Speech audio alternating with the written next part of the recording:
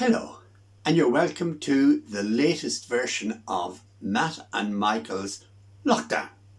Another week gone, another week near summer and the end of the pandemic, we hope. I'm going to start with some poems. Robert Louis Stevenson is a very well-known writer. He's most famous for his novels, especially Treasure Island, The Strange Case of Dr. Jekyll and Mr. Hyde, and Kidnapped. He was born in Edinburgh and he was educated there. He suffered from ill health all his life, but that didn't stop him writing a lot and travelling a lot. Eventually he settled in Samoa in 1890 and he died there in 1894. His poems were often included in school readers. From a Railway Carriage by Robert Louis Stevenson. Faster than fairies, faster than witches, bridges and houses, hedges and ditches, and charging along like troops in a battle, all through the meadows, the horses and cattle, all of the sights of the hill and the plain, fly as thick as driving rain, and ever again, in the wink of an eye, painted stations whistle by. Here is a child who clambers and scrambles all by himself and gathering brambles. Here is a tramp who stands and gazes, and there is the green for stringing the daisies. Here is a cart run away in the road, lumping along with man and load. And here is a mill, and there is a river, each a glimpse and gone forever. Where Go the Boats by Robert Louis Stevenson. Dark brown is the river, golden is the sand. It flows along forever with trees on either hand. Green leaves a-floating, castles of the foam, boats of mine a-boating, where will all come home? On goes the river and out past the mill, away down the valley, away down the hill, away down the river, 100 miles or more. Other little children shall bring my boats ashore. And now over to Matt. And he'd like you to sing along, and he's got the words and all ready for you there. I remember singing Let Me Call You Sweetheart on stage with my late sister Mary when we were both kids. So enjoy Let Me Call You Sweetheart.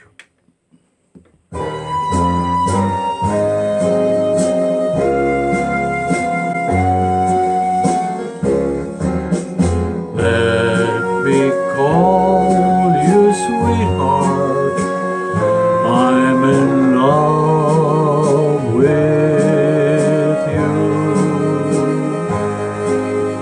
Let me hear you whisper that you love me too. See the love light glowing in your eyes so blue.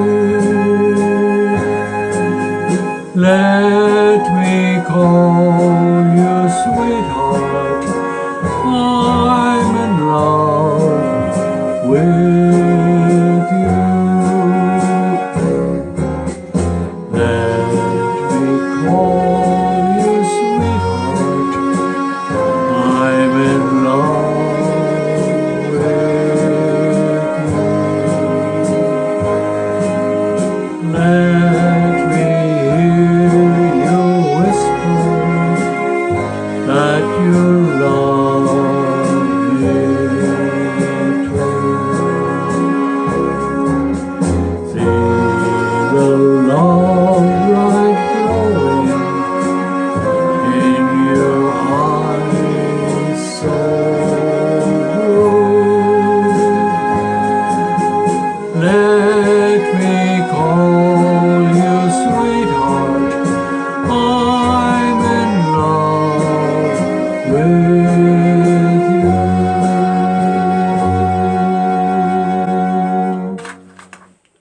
you. Well, here's two more Robert Louis Stevenson poems. The Moon. The moon has a face like the clock in the hall. She shines on thieves on the garden wall, on streets and fields and harbour quays, and birdies asleep in the forks of trees. The squalling cat and the squeaking mouse, the howling dog by the door of the house, the bat that lies in bed at noon, all love to be out by the light of the moon. But all of the things that belong to the day cuddle to sleep to be out of her way, and flowers and children close their eyes till up in the morning the sun shall arise. This Stevenson poem, Requiem, is on his gravestone in Samoa. Requiem.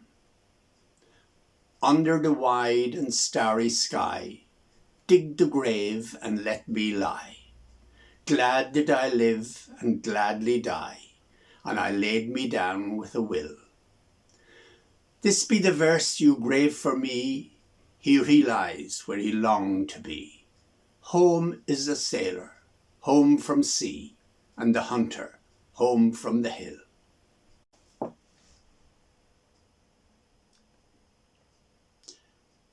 And now, I'm delighted to welcome a special guest, a Navan friend of Matt's of long standing, Francis Duffy.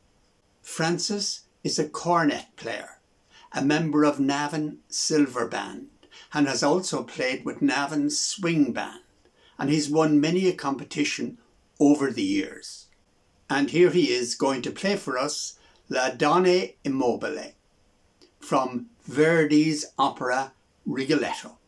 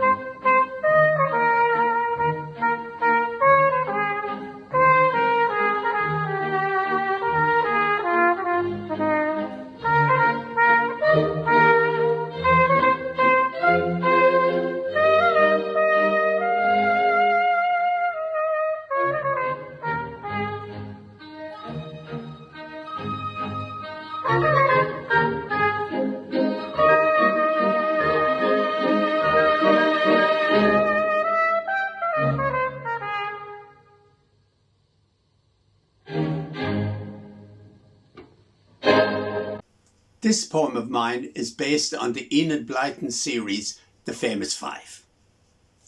I enjoyed that series very much, and I still admire Enid Blyton. The first book in the series, Five on a Treasure Island, was published in 1942. One of the most interesting characters in the series is Uncle Quentin, who's the father of George, that's Georgina, and so the uncle of the other three children. He's a strange character. He spends a lot of time writing very important books or studying very important secret formula. and there should always be silence in the cottage while he's working hard. But of course there isn't, because the children make noise and he comes out of the room and he's very angry. But things always end happily in the books, and the children solve all the problems, and Uncle Quentin is happy. The series was illustrated by Eileen Soper. And I suppose this poem also pokes a little fun at the idea that children's books should be teaching them something, instead of being primarily for entertainment. Things I learned from Uncle Quentin. Children who are late for meals don't deserve hot bacon, mushrooms and fresh eggs. Ice cream and ginger beer are more dramatic than this learned book you'll never finish. The secret formula you worked on all summer has no solution, is futile, a mere plot device. Friend and enemy are difficult to distinguish by looks. Only an author can discriminate. The tall, dark man with a rather fierce frown on his wide forehead may be on your side. Don't ignore the rustling in the shrubbery, the shadow on the blind, spies everywhere. The person wandering the hills with a net at midnight is not chasing butterflies. Even your writing den is not secure, especially during your afternoon nap. But the gold ingots in the island dungeon will be recovered thanks to the children. So have patience. Don't exclaim. The mystery will be clarified in chapter 21. Now it's Matt's turn again, and this time we're heading off to sunny Arizona. Back in the 1980s, and Matt is going to sing with the Scottsdale Symphony Orchestra.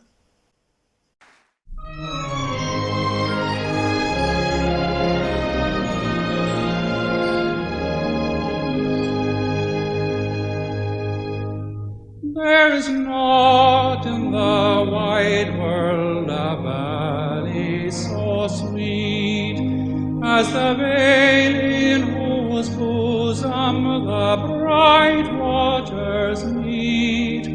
Oh, the last rays of feeling and life must depart ere the bloom of that valley shall fade from my heart, ere the bloom of that valley shall fade from my heart.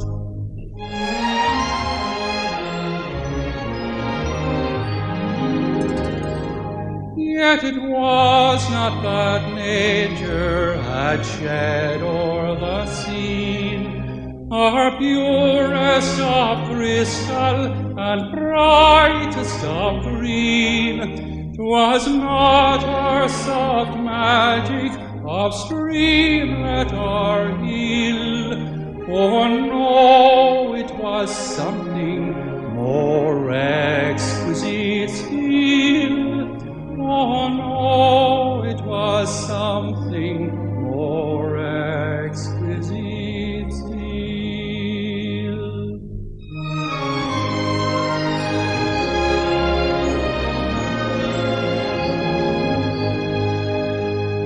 Was the friends, the beloved of my bosom were near, who made every dear scene of enchantment more dear, and who felt that the best charms of nature improve when we see them reflected from looks that we love, when we see them reflected from looks that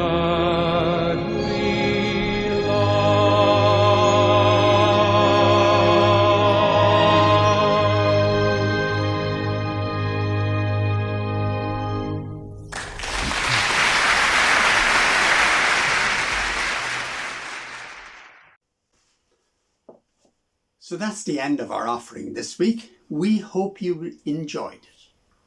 And thanks very much again to Francis Duffy for playing for us, and we look forward to seeing him again.